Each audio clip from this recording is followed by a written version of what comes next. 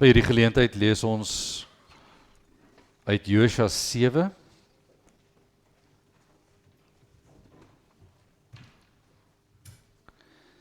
Josua 7. En hierdie is deel 1 van 2, wat handel oor die verowering van Ai. 'n stad, die volgende stad wat genoem is in die sentrale streekse verowering. Ons kyk na hoofstuk 7 as deel 1. Ek gaan met die skriflesing bietjie onderbreek. Ek gaan weer na dit toe terugkom, net vir tyd onthalwe. Ek gaan die eerste paar verse lees en dan gaan ek spring na latere verse toe. Ek sal vir julle sê waar ek trek.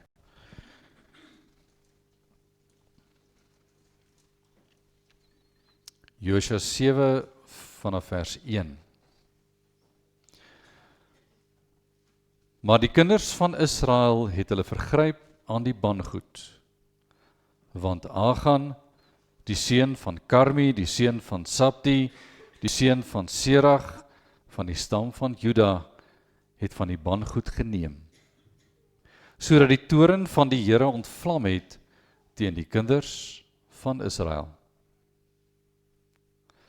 Daarop het Josua manne van Jerigo afgestuur na Ai, wat by Bet-Aven lê, oostlik van Bet-El.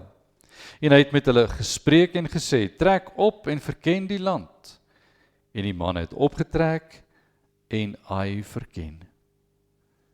Toe hulle by Josua terugkom, het hulle vir hom gesê, al die manskappe hoef nie op te trek nie, omtrent 2000 man of omtrent 3000 kan optrek en hulle sal Ai verslaan. Moenie al die manskappe met 'n tog daarheen vermoei nie, want hulle is daar maar min.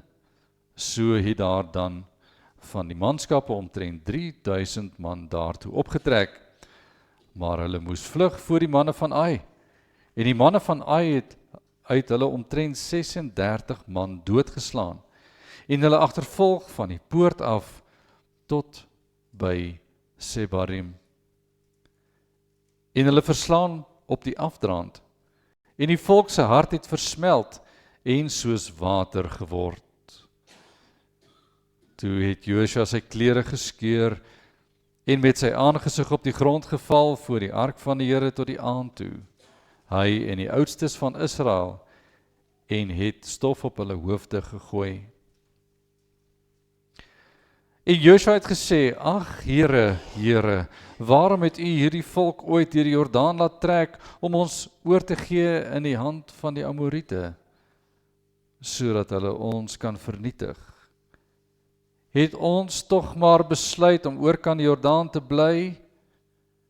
Ag Here, wat sal ek sê nadat Israel vir sy vyande die rug gegee het? En as die Kanaaniete en al die inwoners van die land dit hoor, sal hulle ons omsingel en ons naam van die aarde af uitroei. Wat sal u dan vir u groote naam doen?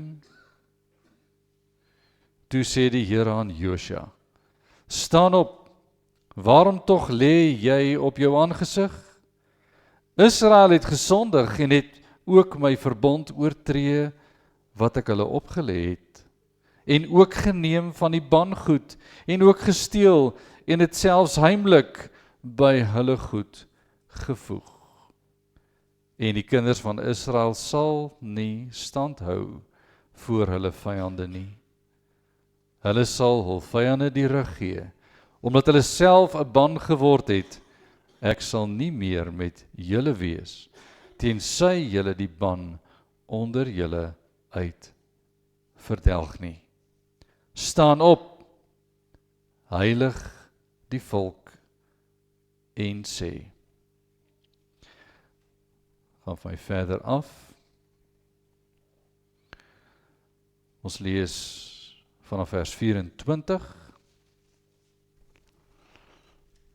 Daarop het Josua en die hele Israel met hom saam Achan, die seun van Serach, geneem, met die silwer en die mantel en die goudstaaf, en sy seuns en sy dogters en sy beeste en sy esels, en sy kleinvee en sy tent en alles wat aan hom behoort het, en hulle het hul na die dal Agor gebring. En Josua het gesê, hoe het jy ons in die ongeluk gestort? Die Here sal jou vandag in die ongeluk stort. Daarop het die hele Israel hom gestenig, en hulle het hulle met vuur verbrand, en klippe op hulle gegooi. En hulle het 'n groot hoop klippe op hom gestapel, wat tot vandag toe daar is. Toe het die Here hom afgewend van die gloed van sy toorn. Daarom noem hulle daardie plek Dal Agor tot vandag toe. Geliefdes in ons Here Jesus Christus, ons staan stil by die hele gedeelte, alhoewel ek net 'n gedeelte daarvan gelees het. Ek raai jy aanlees asseblief die hele hoofstuk.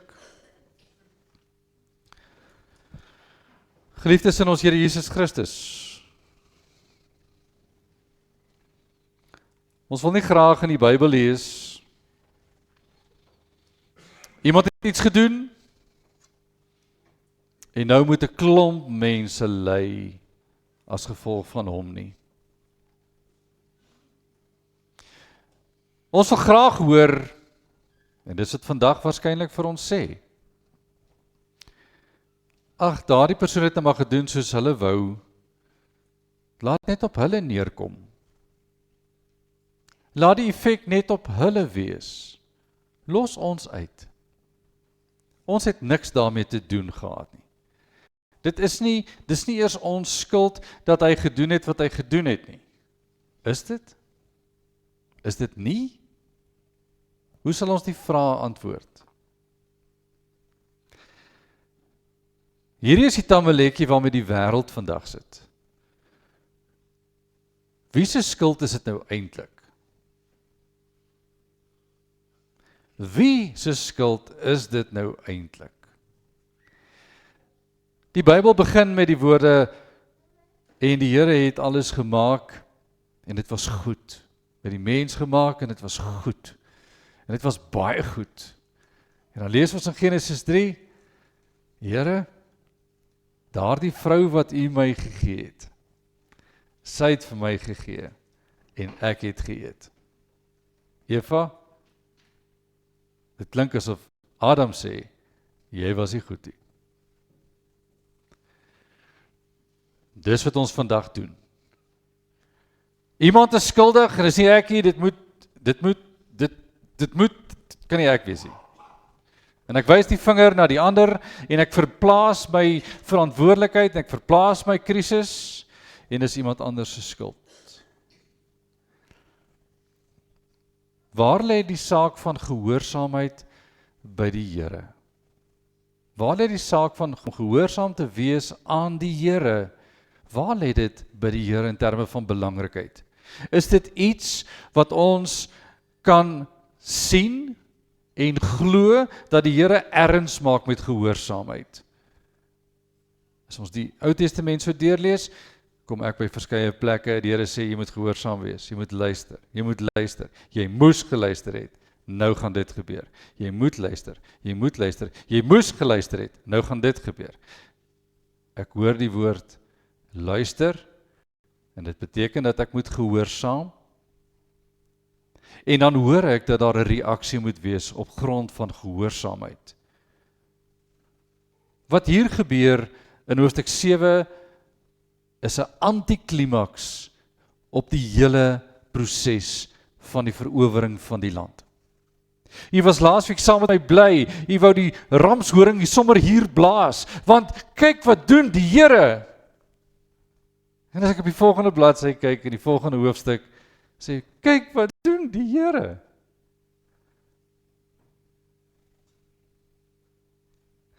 Here, gee vir ons die mooi stories, kom ons haal hierdie ene uit, ons sit hom nie in die kinderbybel nie, want hy is nooit daar nie. Ons haal hom sommer heeltemal uit, en ons praat nooit oor hom nie, want hoe kan dit wees, dat die Here toelaat, dat Israel, na 'n reuse verowering van die stad, 36 man moet begrawe, na oorlog teen Ai, nadat 2 verspieders gaan ondersoek instel het, en terugkom en sê, ons het net so 2000 man nodig, ons verslaan hierdie stad met gemak. Hierdie stad is nie eers 'n krisis nie. 2 manne sê, nee wat, Josua, moet asseblief nie die manne moeg maak nie, en hulle moet almal tot daar stap, niks doen nie en dan terugkom. Ek dink nie so nie, sê die twee manne. 2000, miskien 3000. Josua sê, stuur 3000. En in 3000 gaan, en dit gaan sleg op die dag. Dit staan hier geskrywe, baie sleg. Israel draai die rug, en dit beteken letterlik, jy kom agter, jy is besig om te verloor, mense gaan dood om jou, en jy draai om en jy gee die rug vir jou vyand en jy vlug. Jy hardloop weg. Dis wat in 'n oorlog gebeur, en die leierskap sê, ons kan nie hier wen nie, ons gaan almal verloor. Draai om, kom ons beweeg terug, en ons gaan weg. En ons gee oor. Ons het verloor. Wat bring dit by Josua? Ons het dit gelees, dit bring by hom 'n diepe droefheid en rou. Dit bring by hom 'n groot en geweldige hartseer, want wat gaan hy aan? Ons het nou net vir Jerigo vernietig, dat daar niks van Jerigo kon oorbly nie. Luister na Josua se gebed. Here, en hy gebruik heeltyd die woordjie, ag Here, kyk daar in vers 7, ag Here, waarom het U hierdie volk ooit deur die Jordaan laat trek, om ons oor te gee in die hand van die Amoriete, sodat hulle ons kan vernietig? Het ons tog maar besluit om oor kan die Jordaan te bly? Ag Here, wat sal ek sê nadat Israel vir sy vyande die rug gegee het? Here,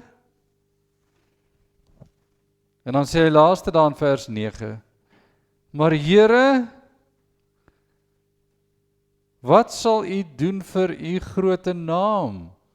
Want as Israel nou die rug moes draai, dan gaan dit mos nou weer versprei. Nie soos die goeie nuus, ons het deur die see getrek, ons het deur die woestyn oorleef, ons het deur die Jordaan getrek, ons het Jerigo vernietig sonder om eers die muur om te stamp. Die Here het dit gedoen. En nou moet ons sê, ons het opgedaag vir die oorlog en verloor.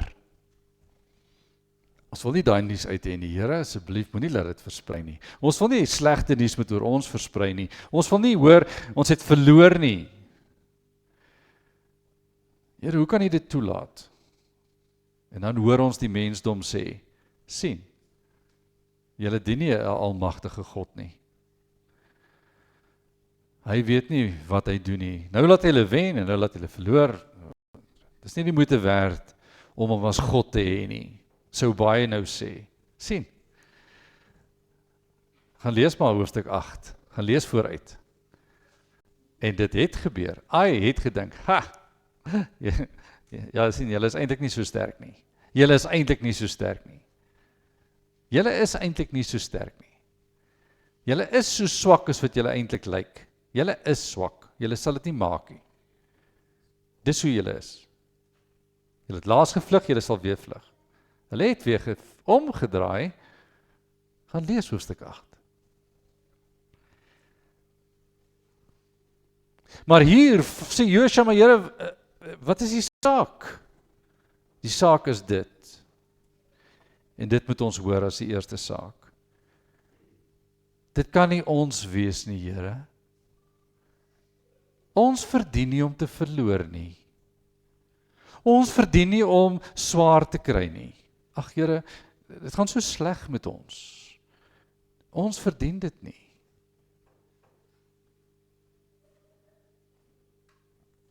As Josua klaar gebid het, antwoord die Here direk, vinnig, sonder om dit onduidelike terme te stel. Vers 10, staan op, hou op lê, hou op maak of jy hartseer is oor iets. Hou op lê, staan op, waarom lê jy op jou aangesig?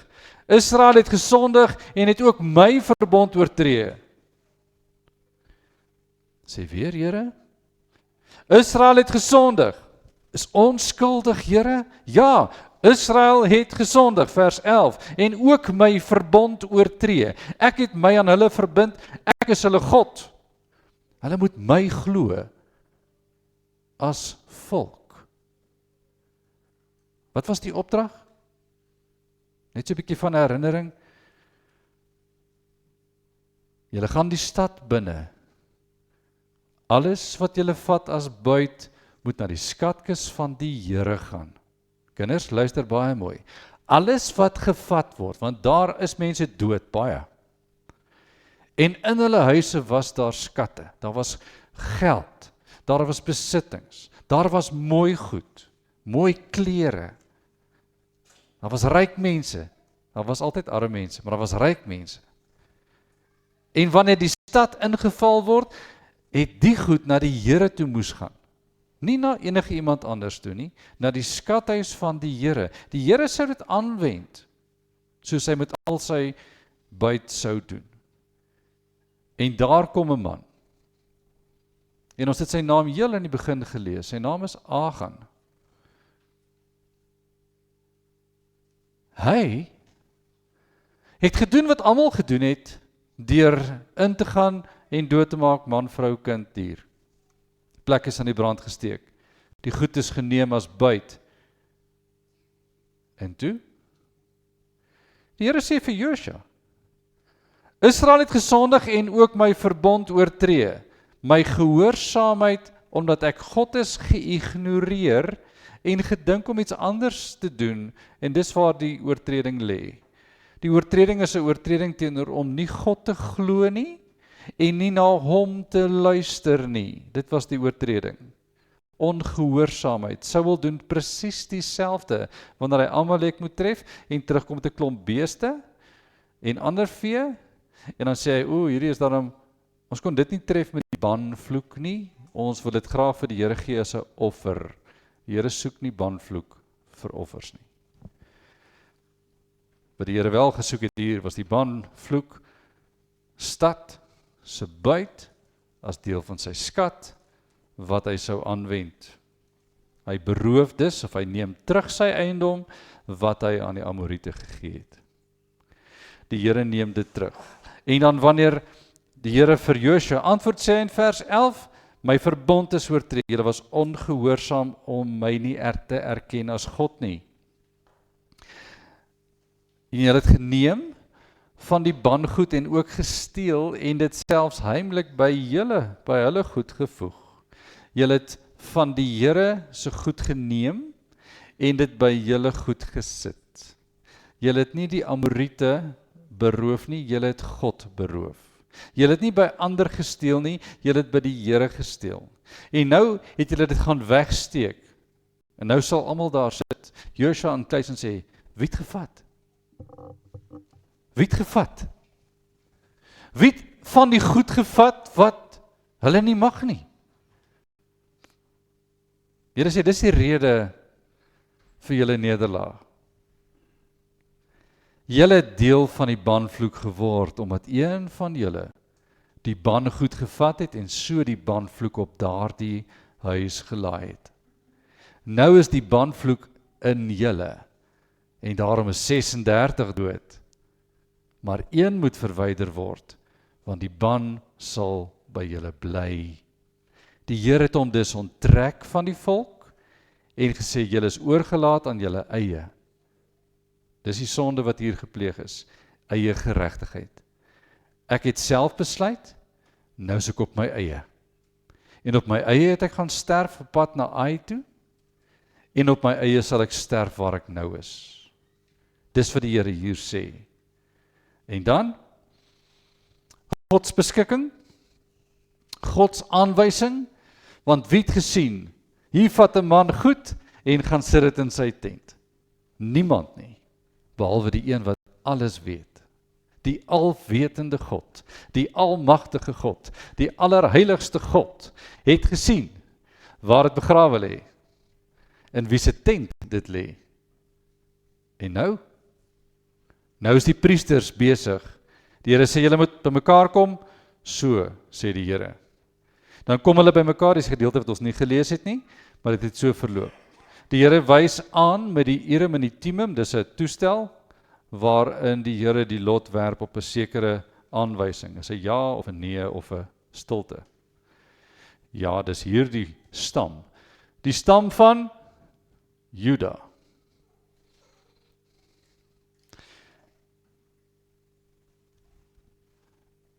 Dan word die nageslagte genoem, kyk maar na vers 1, in 'n sekere familiegroep, hierdie familiegroep. Uit daardie familiegroep, hierdie een. En die man wat voor my staan, daai een. En so word aangewys, Achan. En Josua sê, wat het jy gedoen? Wat het jy gedoen? Verheerlik God, gee hom die eer. Is te laat nou om hom te verheerlik en te lewe, maar ons hoor 'n skulderkentenis. Ons hoor 'n belydenis. En nou sal ons ook kan sê, maar kyk, hy het bely, sy skuld moet vergewe word. Dan sê die Here, al wat nou gaan gebeur is, iemand gaan sterf. Dan sal die vloek julle verlaat.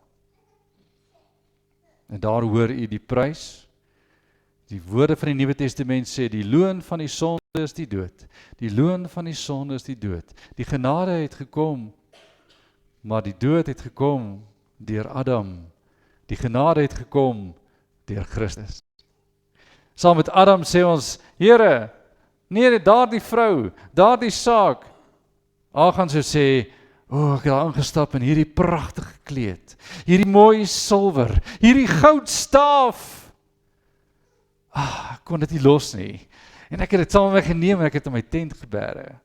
Ag, dis net hierdie kleredstuk, hierdie hoeveelheid silwer en goud. Dis nie so erg nie, man. Selfs die kommissie van geregtigheid wat gestig sou kon word, sou kon sê, ja, jy is skuldig, betaal net 'n bietjie terug, gee nog 'n goudstaaf terug, gee nog goed terug, want jy mos nou klaar gesteel. Die Here sê, jy het by God gesteel. Gehoorsaamheid is meer werd as enigiets anders. En as een in Israel dit doen, hoe gaan die res van die volk nou geraak word? As ons die volgende plek vat, en die Here sê, julle mag nie vat nie, gaan iemand dalk weer vat.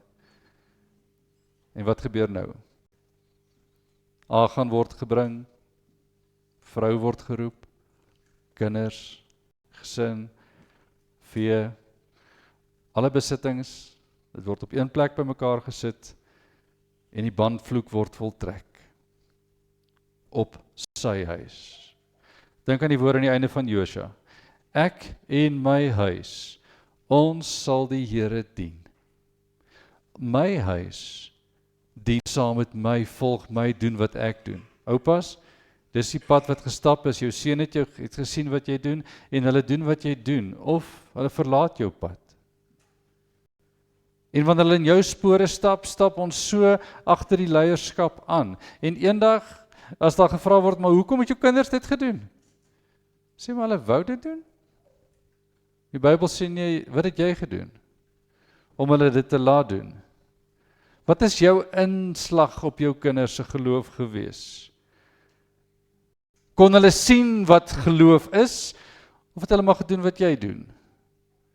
Want die rol van die vader in die patriargale stelsel van die antieke wêreld is so geweldig en eintlik nog steeds geweldig vandag. Of die patriargale stelsel nog erken word of nie.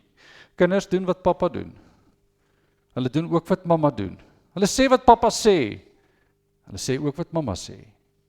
Hulle gaan waar pappa gaan. Jy sal sien, hulle stap ook mamma se stappie. En ons gaan saam die plek in. Want dit word aanvaar as dis hoe ons leef. En as dit een huis raak, raak dit almal. En dis hier waar 1 Korintiërs 11 ter sprake kom. En 1 Korintiërs 5 ter sprake kom. Wanneer een sonde die volk binne getree het, moet die sonde uit. En wanneer die ban die sonde ingekom het, moet die Here die ban uithaal. En daarom haal hy die gesin uit. En alles wat daarmee saamgaan. En dan lees hy hoofstuk 8. En ons gaan en ons verower. Ons gaan nie weer met 3000 nie. Ons gaan met die hele leer. Ons gaan nie op ons eie krag nie, ons gaan op die opdrag van die Here. Ons gaan nie omdat ons goed gedink het nie, maar omdat God goed gedink het. En dit raak elke besluit van elke huis. Is ons gehoorsaam in die Here? Ja of nee? Vaders, waar is u besluite en hoe lyk u huis?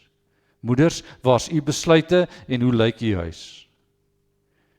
Vader, moeder, kombinasie, korporatiewe, saam regeer. Ons weet ons het verskillende rolle, maar ons regeer saam. Ons het verskillende funksies, maar ons regeer saam.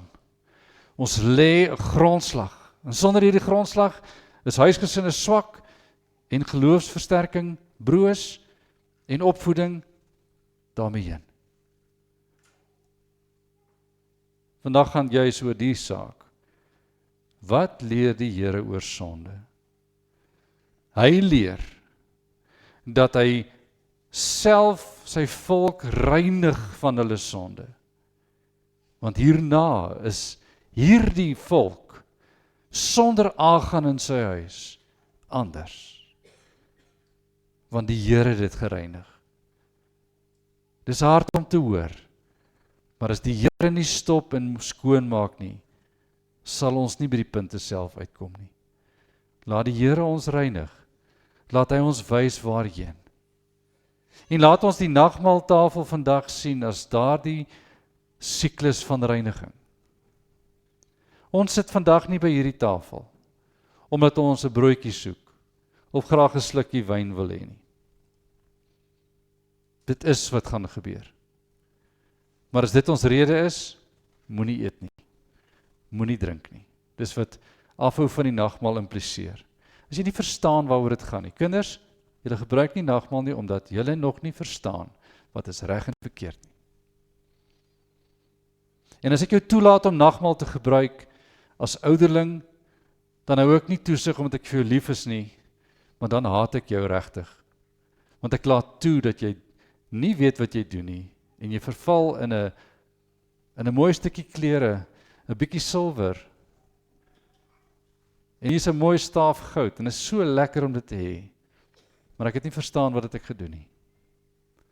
En dan sê ek in die oordeelsbeklemming van 1 Korintiërs 11, want ek het nagmaal toegelaat vir hulle wat nie verstaan waaroor dit gaan nie. En dis vir die kinders, vir die volwassenes, wanneer ek 'n stryd het, en ek hou my af van die nagmaal, en ek is dankbaar vir die wat met erns maak, met geloof, en baie keer afhou van die nagmaal, omdat daar iets is waarmee ek worstel. Ons bly nie net af van die nagmaal nie, ons kom terug na bekering, ons kom terug na verwerking, en ons verinnig in die Here. Dit hou die nagmaal die regte ding, waaroor dit gaan. Ons maak erns met sonde. Dis een van die kritiese elemente van die formulier. Ons maak erns met sonde en ons eet nie 'n oordeel oor onsself en ons drink nie 'n oordeel oor onsself nie. Paulus skryf dit daar en lees baie mooi 1 Korintiërs 11, ek raai hier aan. Dit is hoekom sommige, staan daar, siek is. Dit is hoekom dit sleg gaan met die gemeente op sekere aspekte en hy praat juist van gesondheid. En dan sê hy ook, en dit is hoekom sommige gesterf het.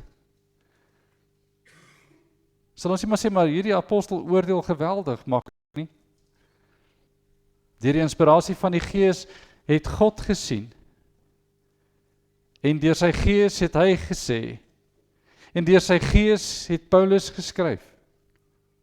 God het gesien, hoe lyk dit by die tent van Agan? God het gesien, hoe lyk dit in die huis van Christus in Korinthe? Ons nie. Ons lees die skrif omdat deur God ingegee is. En as die kerk van Jesus Christus uit Korinthe se foute moet leer, dan moet ons. Want ons moet. Hierdie nagmaal word gebruik tussen 5 en 6 keer per jaar. En ons sonder onsself af voor die Here. En ons word herinner aan sy goedheid en sy genade. Maar hierdie saak is nie net nog 'n saak nie.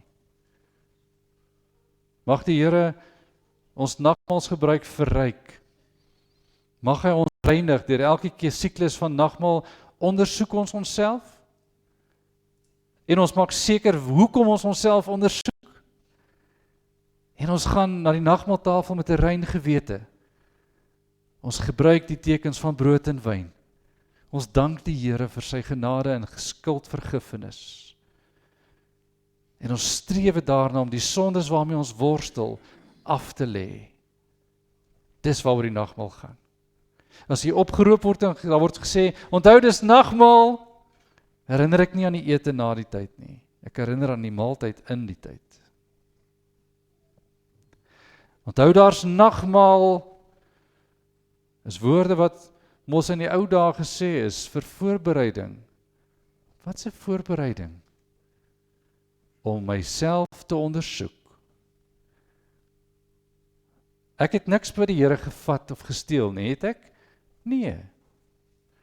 Ek het nie die Here se eer gesteel nie, het ek? Ek dink nie so nie. My toewyding aan die Here is op 'n goeie plek. Is dit? Is my gesprek met die Here een van Josua? Here, ek weet nie eintlik hoekom dinge gebeur nie. As die Here ons genadig was, het hy dalk vir ons gesê, maar jy weet van dit en dat. Weet ek? Sou ek dit eers herken? Die Here gee genadiglik nie vir ons 'n antwoord soos hy vir Josua gegee het nie. En daarna bid ons vir mekaar. En dis wat die apostel ook sê, bid vir mekaar. Eet eers by die huis. Moet jy nie nagmaal ontheilig nie. Maak seker die nagmaal is die Here se, nie joune nie. Maak seker die fokus is op die Here, nie op jou nie. Maak seker is nie 'n magiese maaltyd, 'n emosionele maaltyd nie, maar God se maaltyd tot sy eer. Want as dit oor die Here Jesus gaan dit oor verlossing. En daaroor kan ek net dankbaar wees. Ek het niks anders om te sê nie. Die Here is my God. En hy reinig my van sonde. Dis die fokus van die nagmaal. Ook die fokus van hierdie gedeelte. Die Here reinig my van sonde. En omdat hy my reinig, is ek geheilig. Want Jesus het volmaak kom staan voor God. Maar gelaai met my sonde, sodat ek vry kan gaan. Hoor die boodskap van reiniging en die implikasie vir die ewigheid. Aan God die eer. Amen. Ons bid. O Here, ons Here, baie dankie dat ons weet in die ware kerk, soos die belydenisskrifte leer, 'n suiwere verkondiging van die woord, die sakramente en die kerklike tug, die evangelie vervat, soos toegepas in Josua 7, dat geen ander God gedien mag word as Christus Jesus ons Here nie, dat geen ander gehoorsaamheid geëis word as die een binne die verbond nie. En daarom bid ons vir ons wat luister na hierdie saak en ernstig getoets word deur een van die moeiliker dele om na te luister, omdat dit nie soveel wonderwerke bevat nie, maar omdat dit hart in die hart druk en U ons oproep om te verstaan wat dit beteken dat ons kan lewe omdat hy gesterf het. En dat ons 'n hoop het omdat U ons God is.